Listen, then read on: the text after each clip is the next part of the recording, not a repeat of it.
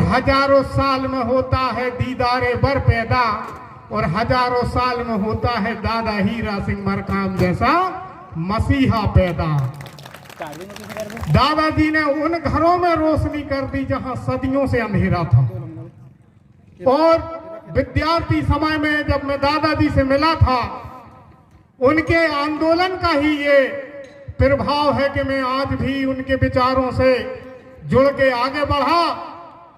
और जो अन्य राजनीतिक दल या गुड़बाना आंदोलन के विरोधी लोग जो ये बात बोलते हैं कि गुड़बाना आंदोलन का जो संबंध है वो आदिवासी समाज से है, तो ऐसा बिल्कुल नहीं है। क्योंकि गुड़बाना आंदोलन और गुड़बाना जो है इस धरती का नाम है और ये धरती पे रहने वाले हर व्यक्ति की जिम्मेदारी है कि इस भूभाग का संपूर्ण विकास हो। और जो इस धरती पर रहता है तो ये उसका जिम्मेदारी और जवाबदारी भी है कि वो आंदोलन में खड़ा हो और अपने हिस्से का योगदान दे।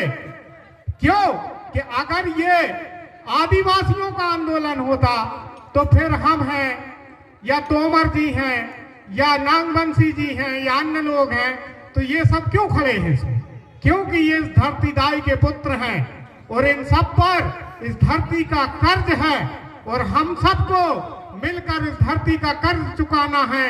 और दादाजी ने जो बताया और जिस हिसाब से मेरे को समझ में आया कि कश्मीर में रहने वाला कश्मीरी, पंजाब में रहने वाला पंजाबी, गुजरात में रहने वाला गुजराती, बिहार में रहने वाला बिहारी इसराइल खान गुड़बाना में पैदा हुआ है, तो पहले मैं गौड़ हूं फिर मुसलमान हूं।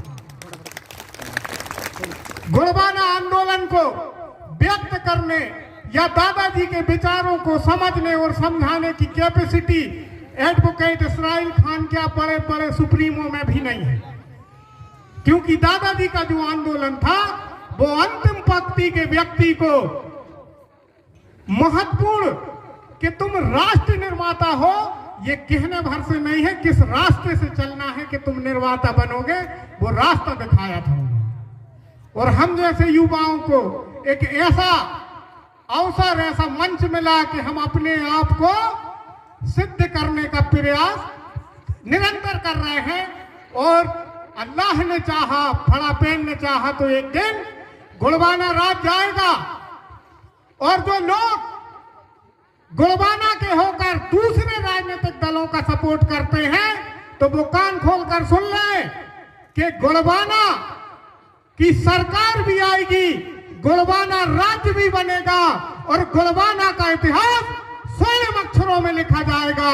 और जब आने वाली नस्लें उस इतिहास को पढ़ें तो वो कहीं ये न कह दे कि इसराइल खान एक मुसलमान होके गुड़बाना के आन बान शान के लिए अपनी जवानी दांव पे लगा दिया। बाहर गौड़ राजा तुम गौड़ हो के तुम्हें समझ में ही नहीं आई बात कि दादाजी का आंदोलन क्या था, वो क्या चाह रहे थे।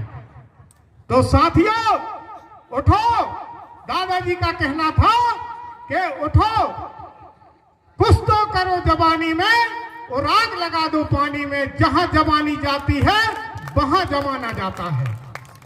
जय सेवा, जय फड़ापेन, राज करेगा।